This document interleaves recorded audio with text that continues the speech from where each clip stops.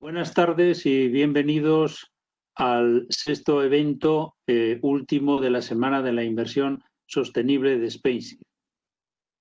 Hoy, antes de nada, aspectos técnicos a tener en cuenta. Los micrófonos están silenciados y la pantalla recogerá únicamente a los panelistas, quedando la intervención grabada y disponible en la web de SpaceX y de cara a las preguntas podrán trasladarlas desde el chat. Se formularán al finalizar las exposiciones. Bien, este webinar sustituye al evento que habitualmente celebramos en Bilbao, en la sede de Deusto Business School, que por razones obvias este año no es presencial. Agradecer la colaboración de Deusto Business School y tanto la de los ponentes que van a intervenir como quienes nos están siguiendo en este evento de cierre. Bien, antes de entrar en la temática de hoy y dada la particularidad de este webinar, quiero aportar unas palabras en memoria de John Aldecoa, uno de los impulsores de lo que hoy es SpaceX, subrayando su entrega y compromiso con la sociedad en general y con la asociación en particular, tanto en lo profesional como en lo personal a lo largo del tiempo. Hace casi 2 años que nos dejó de forma inesperada y súbita, y seguimos sintiendo su ausencia y manteniendo su recuerdo vivo. John fue uno de los promotores de los eventos en Bilbao, vinculados con la Universidad de Deusto, y quien nos puso en contacto con EPSVs, fondos de pensiones, mutualidades y entidades financieras de referencia en el País Vasco como valedor de compromisos de estas con la inversión sostenible. Como relato personal, y quería compartirlo, que la última vez que nos vimos, ¿quién lo iba a decir?, fue en el aeropuerto de Madrid a las 6 de la mañana, camino de Bilbao. Venía de un congreso internacional un día como el de hoy, hace 2 años, justo para el acto de la Semana de la ISR en Deusto. Bueno, me faltaría tiempo, no así ganas, para continuar hablando de John, pero he de concluir, no sin antes trasladar de nuevo, en nombre de SpaceX, el reconocimiento público a su labor, más allá de la dimensión profesional que también, sino como persona comprometida con los valores que nos hacen realmente humanos, siendo un ejemplo para todos. Mencionar finalmente que compartimos con su familia el hueco que ha dejado en las vidas de todos. Seguidamente iniciamos el evento de hoy y voy a dar paso a la intervención individual de Isabel Reus, Global Head of SRI Research en Allianz Global Investment. Isabel, cuando quieras tienes la palabra. Gracias, espero que me oigan bien. Soy Isabel Royce, trabajo en Allianz Global Investors como director de Research, SRI, o sea, Research para la Sostenibilidad. El tema de hoy es la reinvención de la inversión de impacto. ¿Qué quiere decir? ¿Dónde vemos el desarrollo? ¿Dónde nos estamos yendo? Yo creo que el desarrollo y lo que estamos viendo es que la gente quiere tener un impacto más directo de dónde está yendo su futuro. Quieren saber que su dinero lo están invirtiendo para algo real, donde hay un cambiamiento real. Por eso la inversión de impacto está creciendo tanto. Naturalmente, el grande problema del impacto es cómo lo vamos a medir, ¿no? Es uno de los problemas que vamos a seguir teniendo porque no hay ahorita bastante métodos y datos para poderlo medir. Y va a ser muy difícil que todas las compañías en las que nosotros investimos den estos datos, porque son tan detallados a veces que especialmente las medias y chicas compañías van a tener un problema a dar esos datos. Así es que yo creo que eso va a ser algo que vamos a tener que afrontar, cómo se puede afrontar y cómo lo podemos resolver, el problema de los datos. Y me pregunto también el impacto que puede haber tenido o que tiene la pandemia en las inversiones de impacto. ¿Qué cosa es lo que estamos viendo? Yo estoy en Milano, en Italia. Ustedes saben, pasó un poco antes que ustedes el mismo problema. El impacto fue muy grande y yo creo que lo que vamos a ver y esto va a tener consecuencias sobre todas las inversiones de impacto, es que hay dos movimientos, los que quieren ser menos sostenibles y los que quieren ser más sostenibles. Los que quieren ser menos sostenibles son los que han dicho, yo la primera cosa que quiero hacer después de la pandemia es volver a una prosperidad económica sin considerar cómo llego. Hay bastante gente detrás de eso, pero hay también, y lo hemos visto muy claramente, y no solo en Europa, los que dicen exactamente la otra cosa, que dicen la pandemia nos da la posibilidad de cambiar y de cambiar a un mundo más sostenible. Y para eso me gustaría dar 2 o 3 ejemplos. Por ejemplo, yo creo que ningún gobierno, empezando del español, pero el italiano, el francés o alemán, se quiere volver a encontrar otra vez en la situación que se encontraron, donde la supply chain era fuera del país, donde todo tenía que llegar de Asia, que no teníamos máscaras, que no teníamos bastantes guantes, que no teníamos bastante material. Yo creo que lo que vamos a ver es la supply chain va a ser mucho más corta, mucho más corta. Y va a ser no solo de parte de las compañías que se encontraron dentro del problema, pero yo creo que también los gobiernos lo van a hacer. Si nosotros hacemos la supply chain más corta, quiere decir que vamos a aumentar también el trabajo en Europa. Y la parte buena de la parte social es que Europa tiene una red social que cubre mucho. El grande problema va a ser para los países emergentes. Hay buenas noticias y malas noticias. Hemos visto, por ejemplo, India, que es uno de los grandes países que utiliza la energía eléctrica del carbón, que con la cosa que tuvieron ahora que cerrarse en su casa y estar todos sin poder salir, no tenían el carbón para hacerlo. Empezaron a usar sistemas solares fotovoltaicos en los techos. Entonces ahí se vio un paso para un clima, por lo menos la parte del clima un poco más verde. Naturalmente hemos visto también casos opuestos como lo del Brasil, que se ha movido para otro. Yo creo que el grande problema va a ser los países emergentes y más que de la parte climática, de la parte social. Hemos visto también como muchas de las compañías europeas que producen en Asia dejaron de producir, especialmente las que hacían el ready to wear, el rápido, ¿no? Y esa gente no tiene una red social, ha perdido el trabajo. Entonces hay que estar muy atentos a eso. Para mí, yo creo que hay que ver el cambiamiento y las inversiones de impacto sobre algo que llama las Naciones Unidas, lo llama la Just Transition. La Just Transition quiere decir que se ven no solo las partes climáticas, pero también las partes sociales. Es una de las razones por las que a nosotros, por ejemplo, nos gusta mucho los fondos Green Bonds. Tenemos un fondo Green Bonds que nos gusta mucho para esta cosa. Tenemos un fondo de acciones, el Climate Transition, que exactamente esas cosas aplica. Que hay que ver la parte social con la parte climático. Para mí es muy importante que el cambiamiento que nosotros vemos en el impacto considere todos los aspectos, no solo uno. Hay que considerarlos todos, porque nosotros como Europa no nos vamos a poder mover para el futuro si no los consideramos todos juntos. Y creo que la pandemia es una de las cosas que ha hecho realizar a mucha gente que pensaba solo puntar sobre un aspecto climático o ambiental, han visto que necesitan también considerar la parte social, porque la parte social es la que va a tener más impacto a fin de cuentas en este momento. Yo cerraría con esto y pasaría a Cristina Sansalvador.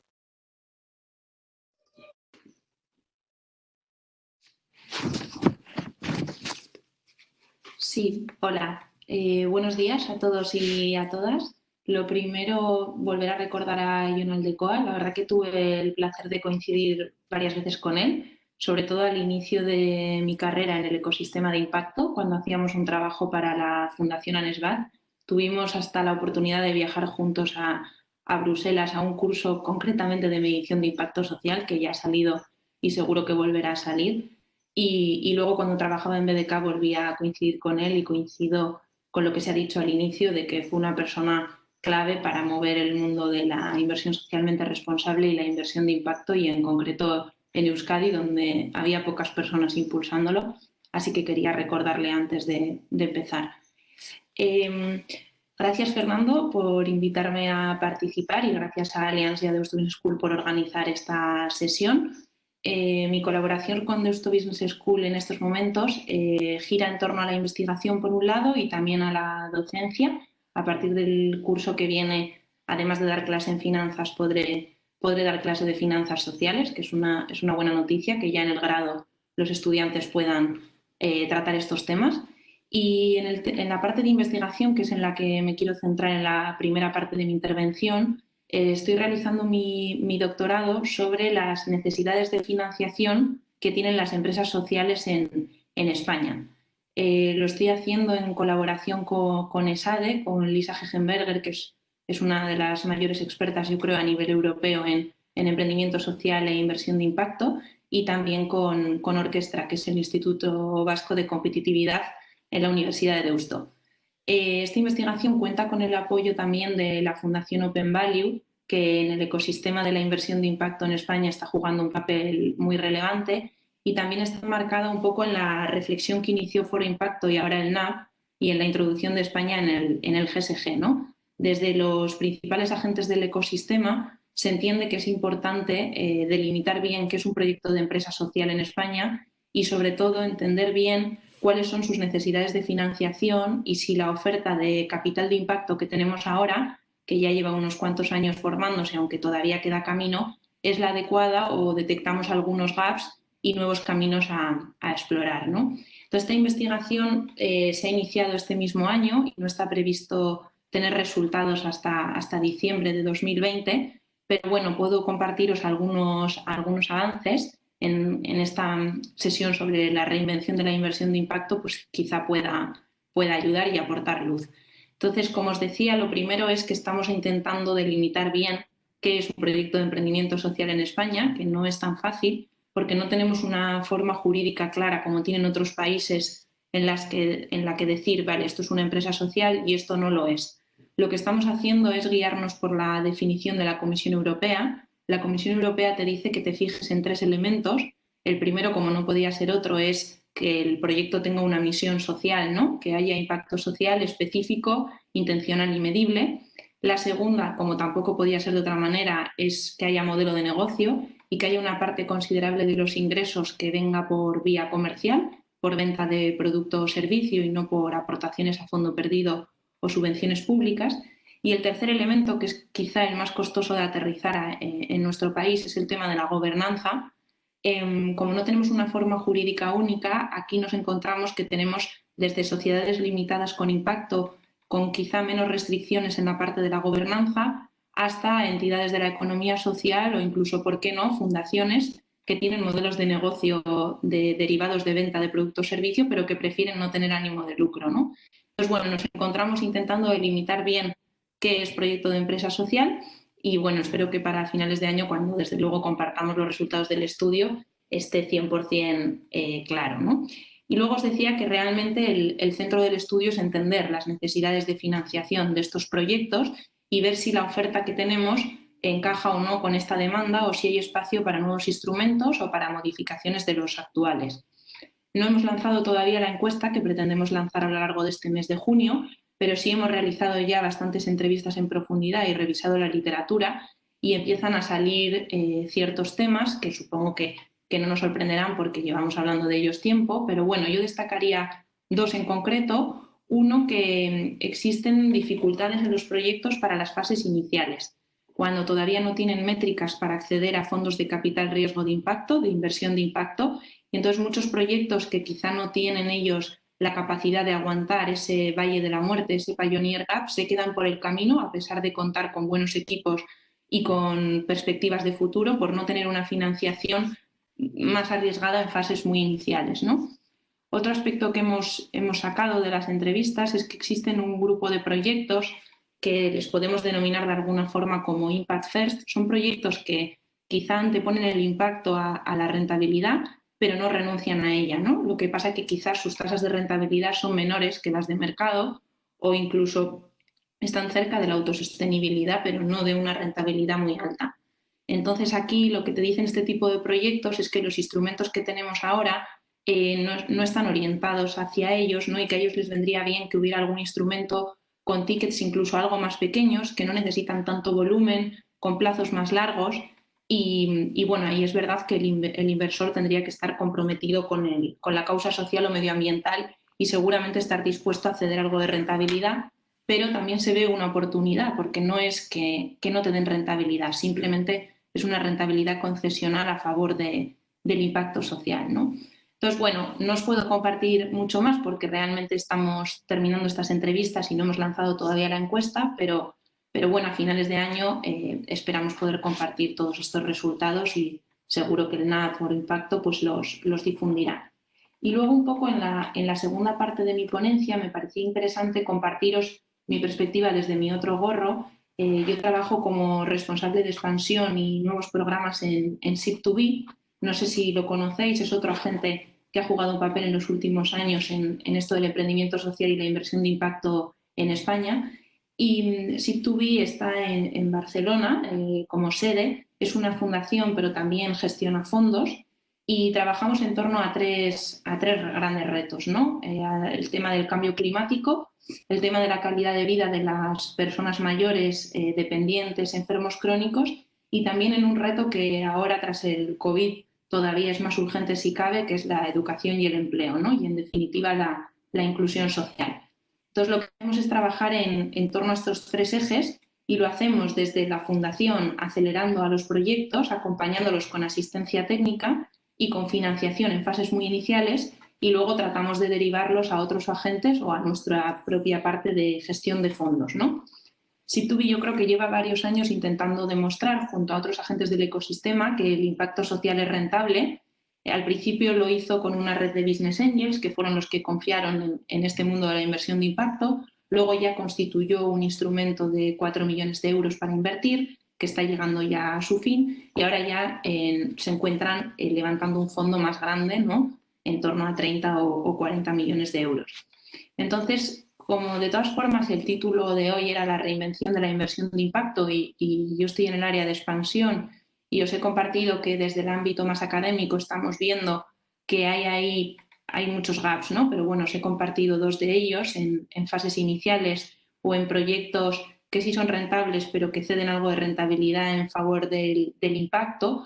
Pues desde mi área un poco de expansión y de innovación estamos explorando una nueva estrategia de inversión que se denomina Venture Philanthropy, que igual alguno de los participantes o de los asistentes se pregunta que por qué saco un tema relacionado con filantropía en un foro de inversión.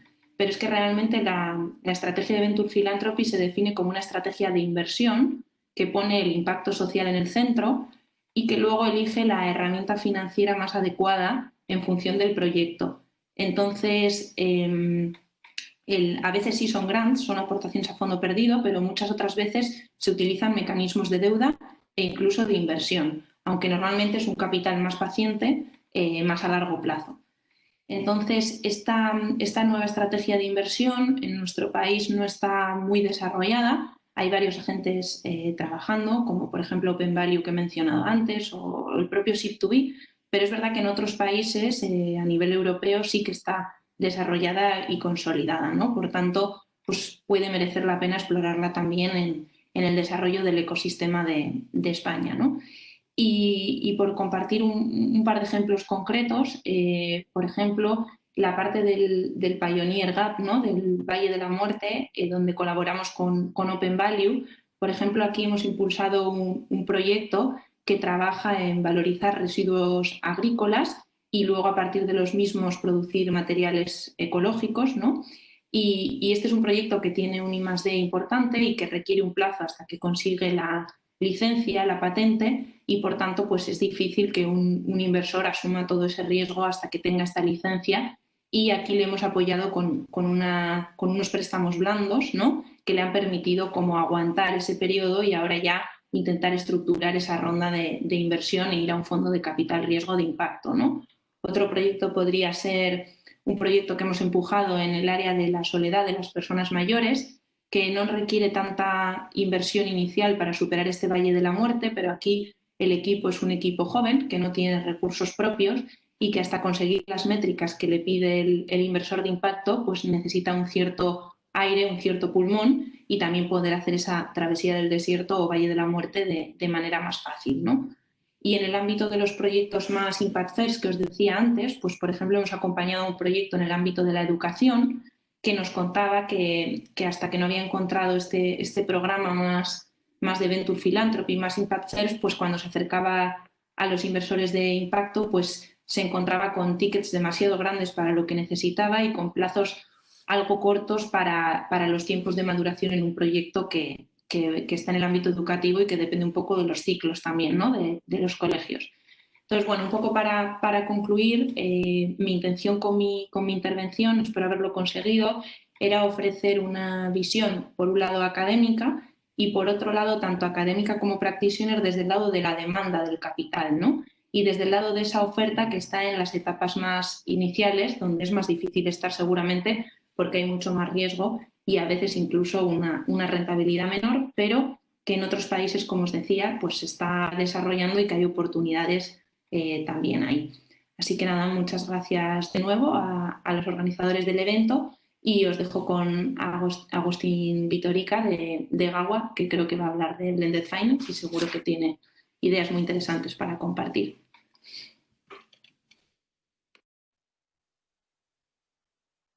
Muy bien, muchas gracias, Cristina. Un placer estar aquí.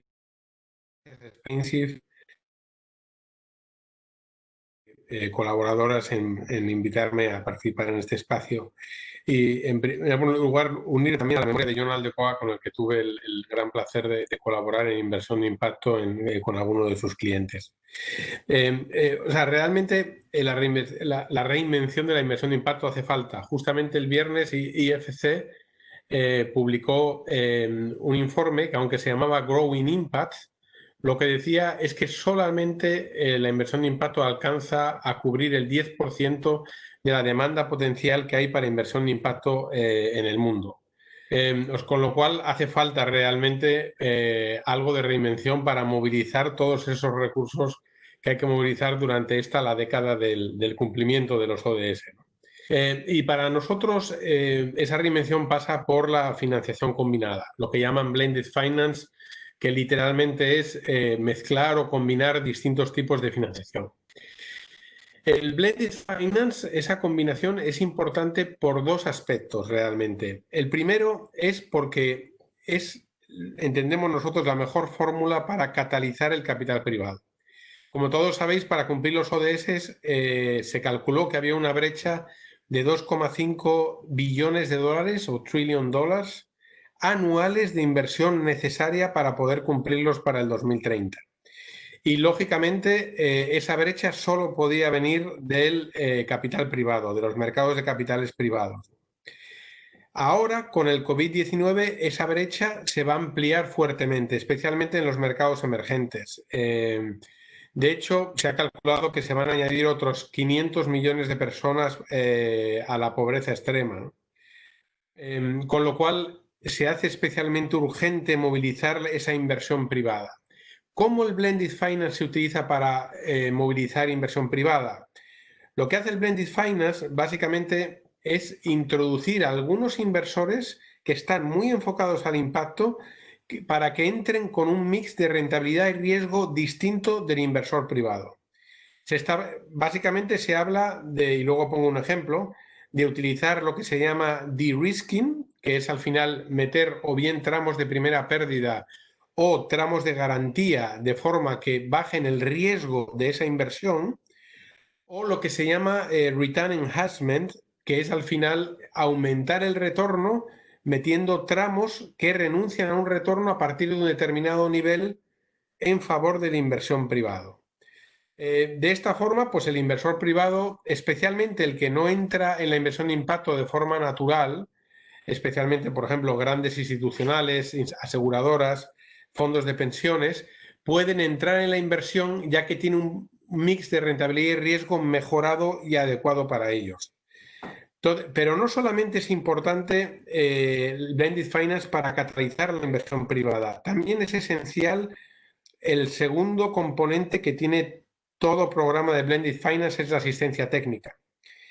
Y la asistencia técnica es dinero de donación, es dinero que se da junto con la inversión para fundamentalmente transformar modelos de negocio de las empresas sociales donde se invierte para atender realmente a los colectivos más excluidos, ¿no? Logrando de esta forma intervenciones de muy alto impacto. O sea, mientras la inversión es importante para atender realmente a segmentos de alto impacto, o sea, segmentos especialmente desfavorecidos, es necesario acompañarlo con asistencia técnica que se utiliza pues para más transformación, ¿no? Realmente para programas de capacitación, programas de cambios en los sistemas de impacto de la empresa, para que realmente ese impacto se amplifique. Es interesante, estaba viendo el otro día datos de lo movilizado por Blended Finance. Entonces, se ha movilizado capital catalítico tipo Blended Finance desde que se declararon los ODS de 41.000 millones de dólares, que si lo multiplica uno por el efecto multiplicador que tiene cada euro de capital catalítico, generalmente se multiplica por 4 para una intervención total, significaría que se ha movilizado aproximadamente 160.000 millones de dólares hacia la inversión de impacto de alto impacto. Y estos 160.000 millones, realmente solo 120.000 son inversión privada, que puede no parecer mucho, pero realmente supone el 60% del total de los 200.000 millones de inversión privada que se han invertido hasta ahora en la inversión de impacto, con lo cual el Blended Finance ha logrado movilizar pues el 60% de lo que actualmente ha invertido desde el lado privado en la inversión de impacto, de ahí su importancia, ¿no? En España en concreto tenemos dos entidades que están acreditadas para movilizar Blended Finance de organismos internacionales. Uno es la Agencia Española de Cooperación Internacional para el Desarrollo y otro es Cofides, la institución financiera de desarrollo española. Además, en el caso de Cofides, no solamente está acreditada para movilizar recursos de la Unión Europea, sino que recientemente también se acreditó para movilizar recursos del Green Climate Fund de Naciones Unidas, que va específicamente a generar un impacto medioambiental fuerte también, ¿no? Y para quizá explicar con un ejemplo práctico de qué se trata cuando hablamos de Blended Finance, os pondré un ejemplo que es el último fondo que hemos lanzado, que se llama el Fondo Uruma. Y eso es. Muchas gracias, Spencer, por sacar la transparencia en el momento, sin necesidad de haberla tenido que pedir. Bueno, este Fondo Uruma realmente va a atacar un problema especialmente importante para el ODS 1 y el ODS 2, que es la de la mejora de calidad de vida de los pequeños productores agrarios en países en vías de desarrollo. Ellos, no sé si la audiencia lo sabrá, pero concentran el 70% de la pobreza y el 80% de la malnutrición en el mundo.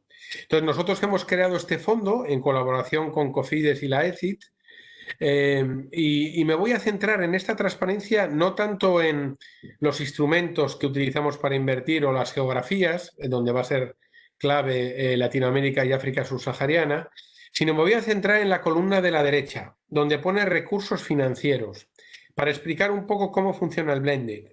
Entonces, Cofides, empezando por abajo, ha invertido 10 millones de euros en una cosa que llamamos tramo de primera pérdida. Pero ¿qué es más que un tramo de primera pérdida? Estos 10 millones de euros no recuperan dinero, es importante, no recuperan dinero hasta que el inversor privado tiene ya un 4% de TIR, de retorno anual, en su bolsillo. Esto es muy importante. porque no solo está para cubrir pérdidas en caso de que las cosas vayan mal, está realmente para proteger un retorno mínimo del inversor privado. Esto lo ha hecho Cofidis tomando dinero del Departamento de Cooperación y Desarrollo de la Comisión Europea. Luego hay 20 millones que ha puesto la agencia de otra forma, que ha dicho, mira, yo no quiero esperar a recuperar a que el inversor privado tenga un retorno, pero sí voy a dar una deuda junior flexible al mismo plazo que la vida del fondo, que va a recuperar a la vez que el privado, pero una vez que alcanza un 2,75% de retorno anual, va a renunciar a todo el exceso a favor del inversor privado. De forma que el inversor privado, que es ese tramo de arriba, que son 90 millones, o sea, realmente de los 30 millones pasarían a multiplicarse por ese efecto multiplicador de 4 para lograr un fondo total público-privado de 120 millones. Y el inversor privado ha entrado con mucha fuerza en Uruma precisamente por esa estructura, porque por un lado está entrando en un colchón que protege su retorno y adicionalmente está viendo su retorno incrementado por todo lo que la Agencia Española de Cooperación está renunciando por encima de un 2,75. Con lo cual lo vuelve especialmente potente y eso ha hecho que hayamos atraído en muy poco tiempo la mayor parte del fondo. En poco más de 4 meses está ya totalmente levantado. Entonces nosotros creemos que se debe de potenciar mucho el blended finance para potenciar y para movilizar esos recursos, ese 90% de demanda no atendida en los próximos años. Adicionalmente, Uruma tiene, como lo veis en la derecha del todo, tiene además puesto por la Comisión Europea una bolsa de asistencia técnica de 8 millones, que será utilizada justamente para transformar el modelo de negocios de las empresas que financiemos para que atiendan correctamente al pequeño productor y de esa forma multipliquen su productividad agrícola con mejores insumos, con mejores semillas, fertilizantes, que le permita aumentar la productividad y realmente tener suficientes ingresos en sus hogares. Y eso es un poco lo que quería aportar respecto a la reinvención de la inversión de impacto. Muchas gracias.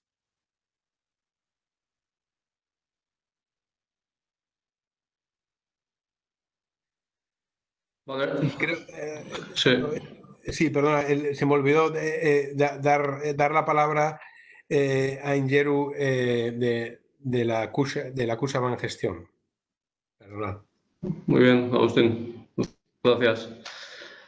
Bueno, agradecer en primer lugar a Spensive, Allianz, Deusto por la invitación. Siempre es un placer y especialmente en días o eventos como hoy en memoria de Jonald Lecoq. Y me uno también pues, a todas las palabras de reconocimiento que se han dicho durante la sesión, ¿no? Bueno, voy a ser bastante breve. Me voy a centrar únicamente en dos reflexiones en esta época post-COVID. La primera de ellas, bueno, me voy a alejar un poco de mis dos ponentes anteriores y me voy a centrar más en aspectos más plain vanilla, concretamente pues en todo lo que es el tema de bonos verdes, bonos sociales, que como ya estáis viendo, pues en este COVID o este post-COVID, lo único que va a hacer pues, es acelerar pues, todo el ritmo de emisiones que estábamos viendo de antes, ¿no? Y ya, bueno, ya lo estamos viendo, de hecho. Posiblemente más incluso en la parte social que en la parte de los bonos verdes, pues, con todas las necesidades que hay en temas de educación, sanidad y todo eso. Entonces, bueno, en esta ola que viene, que ya está aquí, hay una reflexión que queremos dejar, que quiero dejar, que es bueno, que hay que ser bueno, especialmente cautelosos con el riesgo del greenwashing, ¿no? Greenwashing entendido principalmente en el sentido de cuando nos enfrentamos a un bono verde o un bono social, ¿es suficiente con que analicemos las características de esa emisión?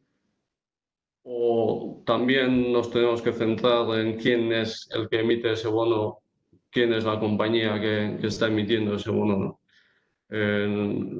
Al fin y al cabo, la compañía que emite ese bono social o ese bono verde, por ejemplo, puede ser un auténtico desastre en términos de gobernanza. Por lo tanto, nosotros al menos cuando nos enfrentamos a nuevas emisiones de este tipo de bonos, siempre tenemos ahí un poco esa disyuntiva o esa discusión en el sentido de es suficiente con que nos centremos en el análisis de las características de ese bono verde.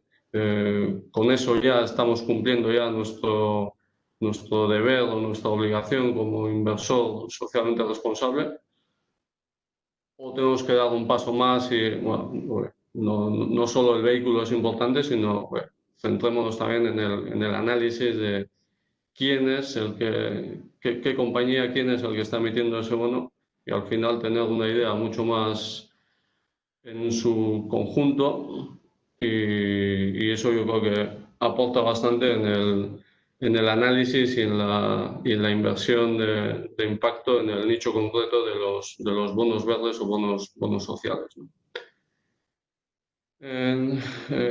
La segunda reflexión que quería lanzar está ligada al tema de los ODS. Agustín ha mencionado algo previamente. Nosotros en Kutxabank Gestión pensamos que los ODS, en el desarrollo que estamos viendo de la inversión socialmente responsable, el siguiente paso va a venir de su mano, ¿no? Quiero decir, la inversión socialmente responsable en el origen, empezó, ya sabéis, con tema de muy nicho, con un enfoque muy ético.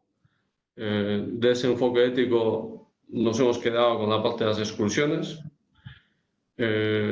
Posteriormente, el siguiente paso lo hemos dado incorporando el análisis dentro de los procesos de inversión, y de esa manera, pues hoy en día estamos convirtiendo la inversión socialmente responsable en algo bastante core o bastante mainstream en la industria. Y el siguiente paso, que cierra un poco todo este desarrollo, al final es hacernos la pregunta de, vale, excluimos, analizamos, y todo esto, o sea, ¿en qué impacta todo esto, no? O sea, ¿qué estamos consiguiendo con todo esto, no? Y ahí, en ese siguiente paso, creemos que los Objetivos de Desarrollo Sostenible, los ODS, van a tener un papel bastante relevante en todo el tema de la inversión socialmente responsable en los próximos meses, sin duda alguna. Y bueno, nosotros al menos con esa creencia estamos trabajando. No es fácil. Durante esta sesión ha salido varias veces el tema de la dificultad de la medición del impacto. Lo ha hecho Cristina, Isabel al principio también. Pero bueno, yo creo que tenemos que ser, yo creo que se puede ser positivo también. Se están dando muchos pasos, hay mucha más información que antes. Europa, la taxonomía, todo eso va en esa línea, y bueno, la verdad es que ahí estamos trabajando en ello, con esa convicción de que los ODS pues, van a ser un aspecto importante en la inversión socialmente responsable pues, en la industria. Y estas son las dos reflexiones que quiero lanzar. Tema bonos verdes, bonos sociales, y tema de los ODS.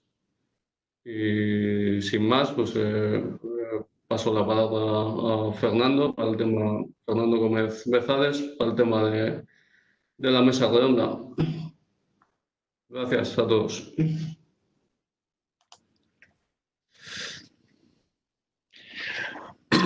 Bueno, buenos días a todos. Me llamo Fernando Gómez Bezales, yo soy catedrático de finanzas en Deusto Business School y vicepresidente de Spainshift. Y lo primero que quiero es agradecer en este acto que coorganizamos desde Deusto Business School, pues agradecer a todos los ponentes sus muy interesantes intervenciones en esta reinvención de la inversión de impacto. En Deusto Business School, llevamos ya varios años celebrando un acto dentro de la semana de la ISR de Spainship. Bueno, y este año, pues, este acto se hace en forma de webinar. Bueno, pues las circunstancias nos han llevado a ello. También de esta manera probablemente nuestro acto pues tenga una mayor audiencia al no estar, digamos, más circunscrito a gente de Bilbao o del País Vasco. Por supuesto, yo me quiero unir muy especialmente al recuerdo de Jon Aldecoa. Jon Aldecoa, para mí personalmente, es una persona a la cual le tengo un gran aprecio y os digo con toda sinceridad, pues que fue una de las personas que a mí me inició en esto de la inversión socialmente responsable y en concreto en la inversión de impacto. Recuerdo con cariño un excelente artículo de Jon en el Boletín de Estudios Económicos sobre inversión de impacto, que a todos les recomiendo si quieren, porque sigue siendo de actualidad prácticamente todo lo que en él decía. Quiero agradecer a todos los panelistas el escrupuloso uso que han hecho del tiempo. Teníamos cierto miedo cuando organizamos este acto, el que el acto, pues digamos, pues al tener 4 panelistas, mesa redonda, tal, pues que nos fuera un poco de las manos en tiempo. Y bueno, pues yo creo que para todos es mejor el intentar ser concisos y abreviar un poquito las intervenciones, digamos, para no alargar demasiado el acto, que un acto, digamos, por webinar, pues al final si es largo acaba siendo un poco latoso para los que están atendiendo. Por supuesto, pueden ir formulando sus preguntas, que la subdirectora de Spainship, Andrea González, irá, digamos, formulando, bueno, irá pasando a mí para que yo les formule. Entonces, por favor, pueden ir formulando, como les digo, sus preguntas. Y, entre tanto, yo sí tengo alguna pregunta para ir, digamos, lanzando a los panelistas que vamos a formar la mesa ronda. Yo entiendo que los 4 panelistas en este momento lo mejor sería que abrieran sus cámaras, pues digamos, para que se vea un poco la mesa en su conjunto. Entiendo que lo mejor es así. Y voy a empezar con Aingeru. Con Aingeru Solarrain, me gustaría, no te has referido a ello directamente en tu intervención, pero seguro que has pensado sobre ello. Todo esto, la inversión de impacto, incluso toda la inversión socialmente responsable, en esta época que estamos con el COVID-19, todos pensamos que la economía post-COVID va a ser diferente de la economía pre-COVID. Tampoco sabemos muy bien, sabemos que va a ser diferente, pero no sabemos muy bien hacia dónde van a ir las cosas. Entonces, sí me gustaría, Aingeru, que nos hicieras alguna reflexión sobre cómo ves tú esa economía post-COVID, pero concretamente cómo ves la inversión socialmente responsable y en concreto la inversión de impacto en esa economía post-COVID. Muy bien, Fernando. Bueno, el COVID, más que cambiar, yo creo que lo que hace es acelerar los movimientos que ya teníamos de antes, ¿no?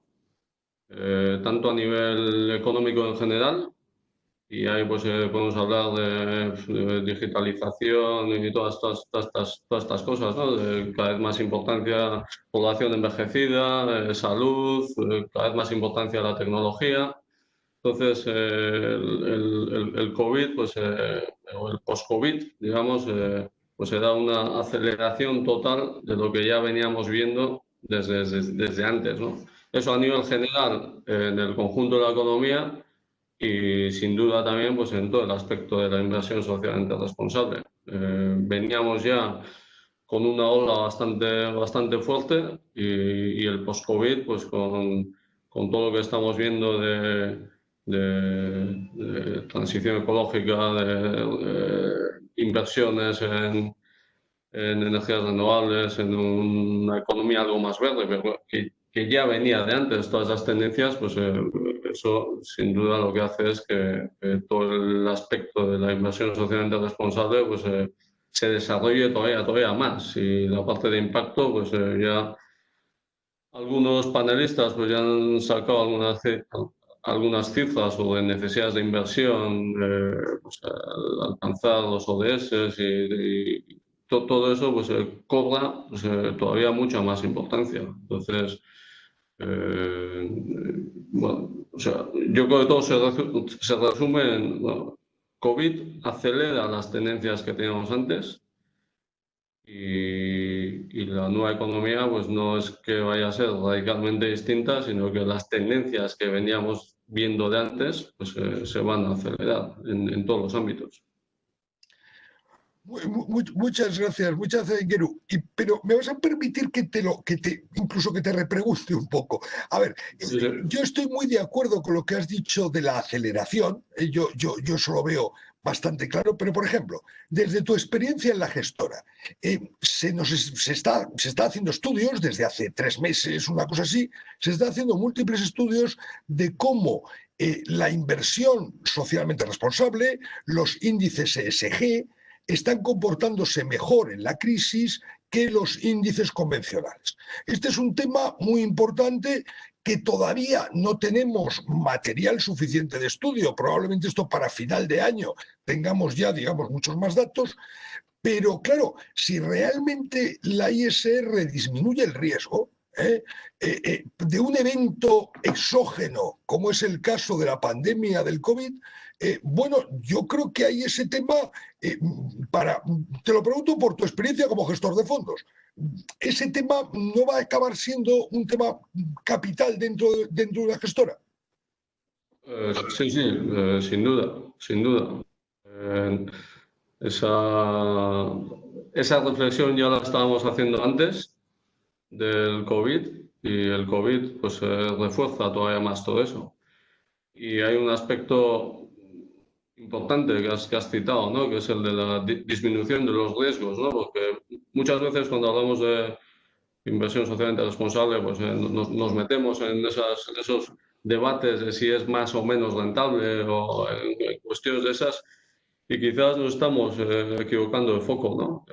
Obviamente la rentabilidad es importante, pero quizás, seguramente, aún más importante es el hecho de que la gestión del riesgo es mucho más potente o mucho más robusta si tenemos en cuenta pues, todos los aspectos ASG en el análisis de la compañía, etcétera, etcétera.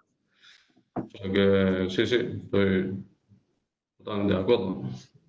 Muchísimas gracias, Engeru. Por supuesto, yo os voy a ir formulando también alguna otra pregunta al resto, por supuesto, de los panelistas, pero sentiros también con libertad, por si queréis hacer algún comentario sobre algo que haya dicho yo, algo que haya dicho un anterior panelista, por favor, sentiros también con toda libertad cuando os dé la palabra. Me gustaría, en este momento, preguntarle a Cristina San Salvador su opinión sobre la medición de la inversión de impacto. Yo recuerdo un trabajo que se publicó también en el Boletín de Estudios Económicos, donde la Fundación Microfinanzas del BBVA nos mostraba, pero una cantidad de indicadores, a mí me pareció tremendo aquello, una cantidad de indicadores y un trabajo exhaustivo sobre la medición del impacto que tenían los microcréditos en las zonas donde ellos actuaban. Me di cuenta que era un tema, esto ya es de hace algunos años, pero me di cuenta que era un tema enormemente desarrollado que a mí me sorprendió por su nivel de desarrollo. Entonces, tú, Cristina, que estás muy metida en todo esto, ¿nos puedes comentar algo sobre cómo está evolucionando, hacia dónde va esa medición de la inversión de impacto? ¿Se está avanzando? Sí, sí, yo creo que la medición de impactos como, sí, ese melón que es verdad que está avanzado pero no terminamos de tener controlado.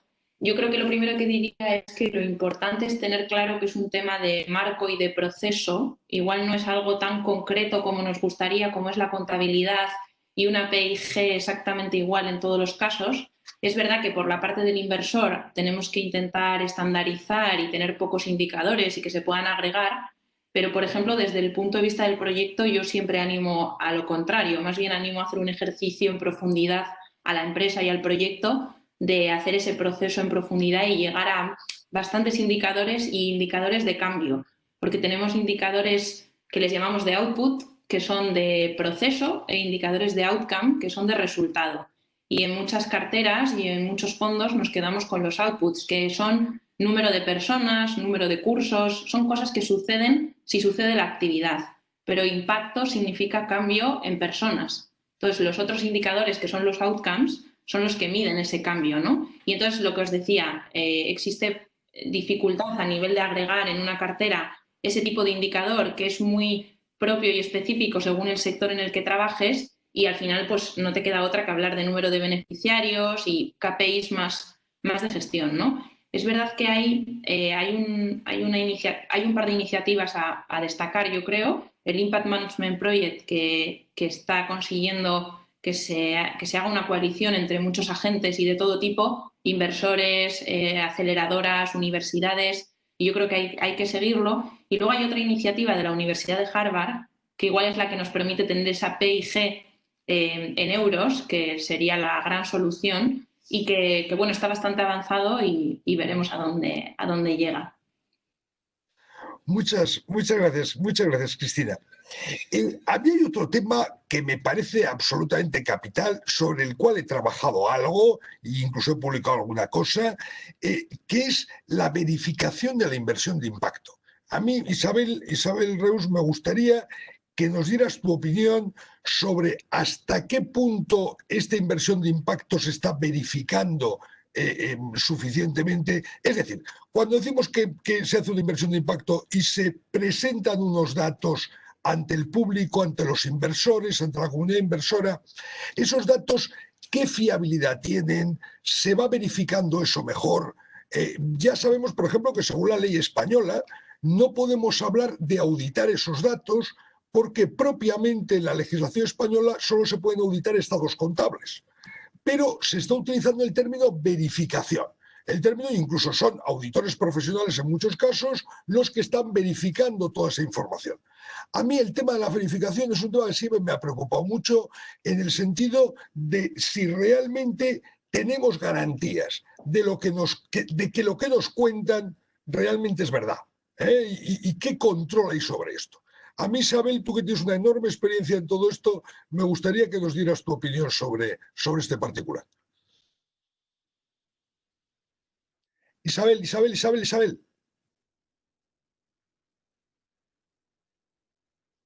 Micrófono. ¿Tienes, Isabel, el micrófono? Ahora lo tienes abierto. No oímos. Bueno, yo no oigo.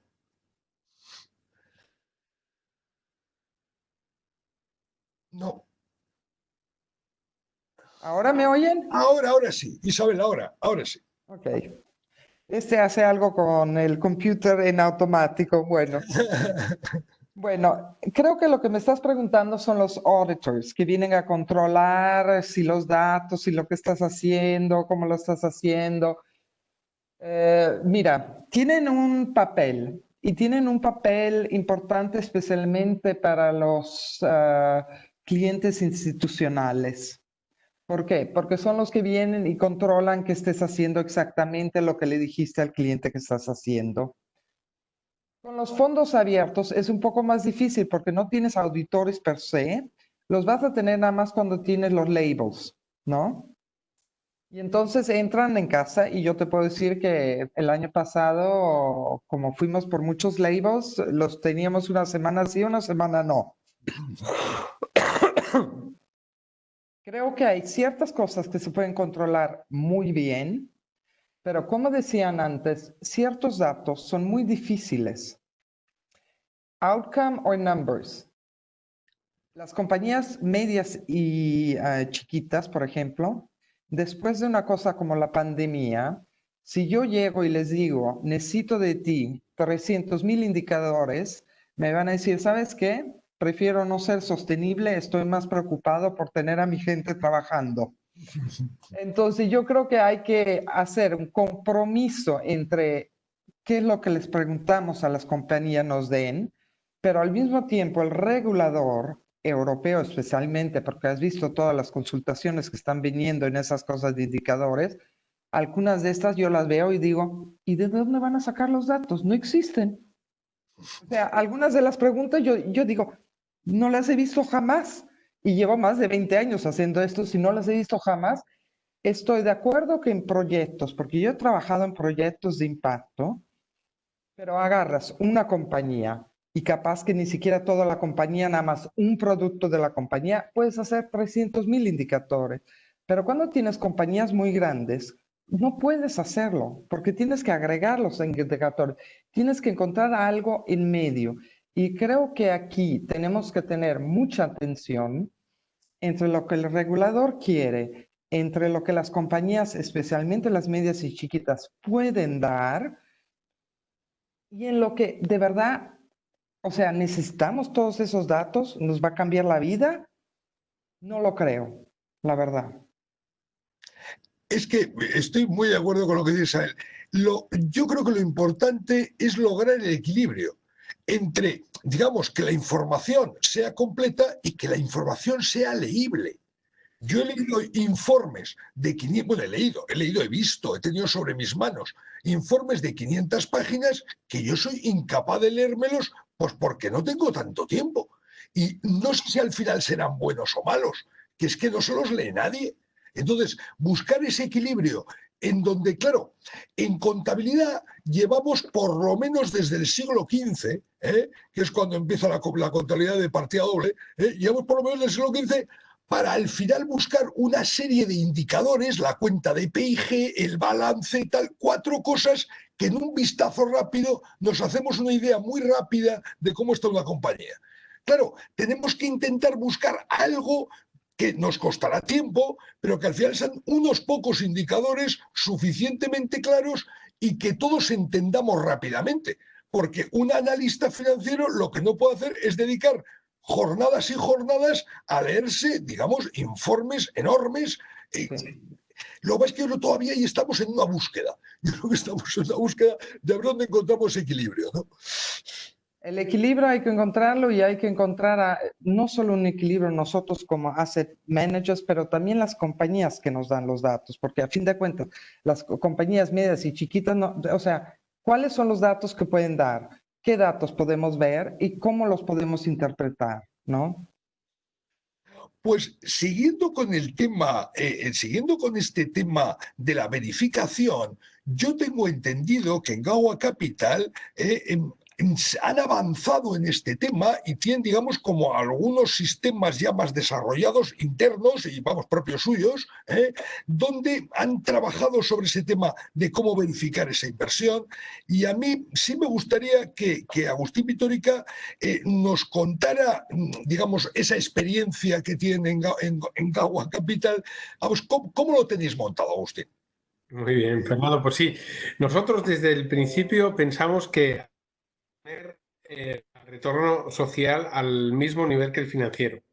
Entonces, el financiero, como tú bien dices, todo el mundo ya lo comprende y además viene verificado. El beneficio es esto, no hay más que hablar realmente, ¿no? Pero en lo social es más complicado. ¿Nosotros cómo lo hemos resuelto? Lo que hemos resuelto, lo primero es ya no solo medir, sino gestionar. Esto es clave. Porque igual que cuando tú inviertes, quieres que el retorno financiero aumente durante la vida de la inversión, en el lado social debería de ser igual.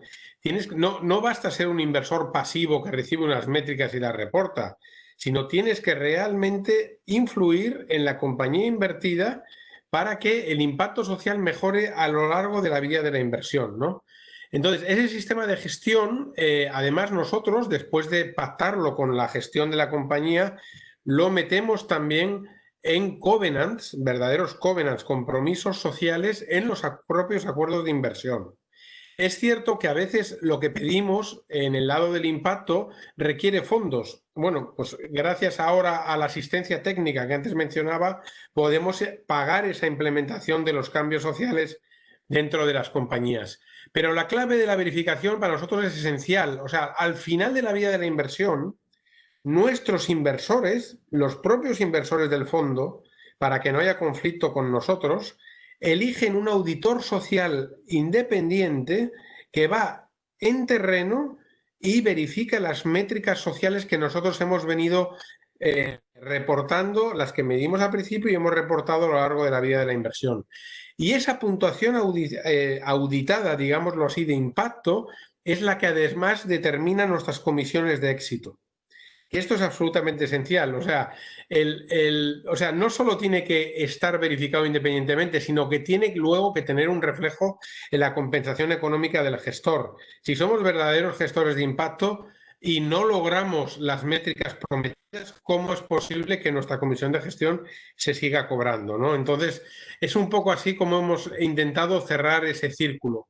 Y un guiño a algo que ha dicho Cristina San Salvador, porque desde el SpainUp le estamos dando muchísima importancia, que es el tema, ella lo ha mencionado ya, que es el Impact Weighted Accounts, ¿no? Esas cuentas, esto es una realidad ya, o sea, el Harvard Business School tiene ya, es increíble, ¿no? Pero tiene experiencia empírica de que las empresas que tienen, por ejemplo, un propósito, que es algo tan etéreo para todos nosotros, ¿no? El propósito, bueno, pues que lo hacen mejor financieramente que las empresas que no lo tienen. Y hay ya cientos de empresas que están metidas en este primera prueba de las Impact Weighted Accounts. Y nosotros desde SpainUp justo tenemos esta semana una sesión con grandes empresas para decirles, oye, que esto es una realidad que viene. Y vosotros, las grandes empresas que sois clave en la transición hacia la economía del impacto, tenéis que subiros a esto, porque vuestras cuentas, antes de lo que os deis cuenta, estarán también ajustadas al impacto positivo o negativo que generéis realmente, ¿no? Muchas gracias, Agustín. El caso es que me siguen llegando preguntas del público y voy a intentar seleccionar alguna que me ha parecido que puede tener un especial interés. A cualquiera de vosotros, ¿qué rentabilidad podemos esperar de la inversión de impacto? Agustín ya nos hablaba antes de un 8 en ese proyecto que tenían. ¿Qué otras cifras podéis manejar? Tal vez Cristina nos ha hablado de renunciar a algo de rentabilidad. Bueno, y si renunciamos, ¿a cuánto y con qué nos quedamos, Cristina? Al público le interesa también saber cuánto se puede ganar aquí. Sí.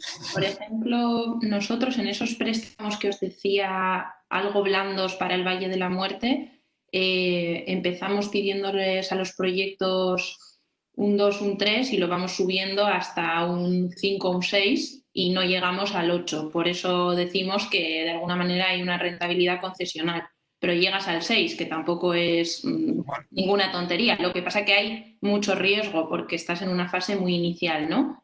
Y en la parte más Impact First que os decía, pues hacemos algo similar, igual bajamos un poquito más, ahí estamos haciendo pilotos y también depende un poco del sector, como decía antes, ¿no? Que no es lo mismo estar en inclusión social que estar en temas tecnológicos para el medio ambiente, ¿no? Pero bueno, es ceder a por lo menos 2 o 3 puntos y asumir quizá todavía un poquito más de riesgo. ¿Algún otro queréis responder a esto? Sí, yo quizá dar un dato objetivo de esto se mide realmente, bueno, se mide, o sea, se está reportando todos los años por la organización que se llama Global Impact Investing Network, que es el GIN, conocida por todos, bueno, que da este dato, ¿no? Y más del 50% de los inversores de impacto dicen que son capaces de dar una rentabilidad ajustada a riesgo de mercado. También es un concepto, o sea, que es la rentabilidad ajustada al riesgo de mercado, pero realmente que sí son capaces de hacerlo, ¿no? Nosotros, por ejemplo, en nuestro primer fondo, que ya se liquidó, es un fondo que vivió 8 años y todos los años desde el 2008, desde el 2011 hasta el 2018 dio un 6,34% en euros en un producto que en su mayoría había sido deuda senior, ¿no? Entonces, realmente sí se pueden dar rentabilidades ajustadas a riesgo de mercado, por lo menos en lo más mainstream de la inversión de impacto. Cierto también que antes Cristina mencionaba el Venture Philanthropy. Sin duda, es Venture, pero es también Philanthropy. Ahí sí renuncias o puedes renunciar a una parte, pero la mayoría de los inversores están dando rentabilidades ajustadas a riesgo de mercado, según lo dice el GIL. Sí, de hecho, para no inducir a error, en SIP2B, como decía, esto es algo que estamos explorando como desde el área de innovación. Los fondos que tenemos también ofrecen rentabilidad de mercado, como los de agua. Y tengo aquí una pregunta que le dirigen a Isabel, y es si en los bonos verdes, en su experiencia, en tu experiencia, Isabel, como digamos, persona que lleva tiempo en todo este tema, los bonos verdes están introduciendo aspectos sociales de alguna manera. Por lo menos hay unos mínimos que deben de cumplir o pueden llegar a olvidarse incluso de los aspectos sociales. No, por lo menos nuestro fondo de inversiones de Green Bonds tiene el aspecto social adentro. O sea, nosotros todo lo que es UN Global Compact y violaciones de eso lo consideramos en el fondo Green Bonds. Para nosotros es parte de eso, es parte del análisis. Que seguramente necesitamos movernos más a considerar el social, estoy de acuerdo. Porque yo creo que lo que hemos visto en todas las technical working groups de la Comisión Europea son demasiado nada más verde, verde, verde, sin el social. Y falta el social. Yo en eso, Isabel, coincido absolutamente contigo, porque desde Spainshift, un tema que hemos discutido, hemos hablado y hemos sugerido cuando alguien nos ha preguntado a Spainshift, es que, hombre, todo el tema de la taxonomía es un avance importantísimo, pero ha dejado el tema social como una especie de mínimos básicos que yo creo que no se corresponde con lo que quiere el inversor. Es decir, yo creo que el inversor, el aspecto de climático y ambiental, por supuesto que le preocupa, pero no es su única preocupación. Yo, fíjate, a veces incluso me pregunto, Isabel, si no es por un exceso de influencia de los países nórdicos, donde quizá los aspectos sociales se dan como más por resueltos y son los aspectos, digamos, ambientales aquellos a los que se les está dando más importancia, ¿no? Yo creo que tiene que ver un poco la visión latina. Si uno ve los países que no ven blanco y negro, que ven gris, ¿quiénes son? España, Italia, Francia, ¿no? Sí, sí, sí. Los países nórdicos tienden a ser razón por la que por lo menos, por ejemplo, las exclusiones son típicas de los países nórdicos. O eres bueno o eres malo, no puedes ser a mitad. Y en vez los franceses tienen una cosa y ellos en la parte de inversiones sostenibles son grandes, tienen más una cosa de proceso. O sea, ¿cómo está llegando la compañía? ¿Cómo cambia de negra a blanca, no? Y si estás en el camino, no te voy a sacar, ¿no? En vez los nórdicos son blanco o negro.